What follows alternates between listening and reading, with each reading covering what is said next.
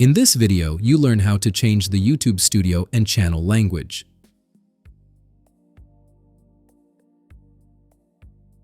In this example, the language of the YouTube Studio is set to Dutch. To change this, click on your user picture when you are on YouTube and go to the Display Language setting. Then select your preferred language, English for example.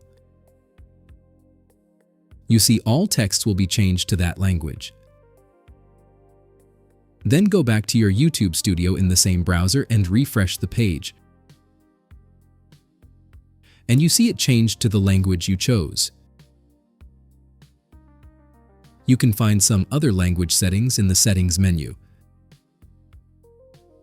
The currency can also be changed here. On the Channel tab, you can change the country of residence. Now go to the Upload Defaults tab and go to Advanced Settings.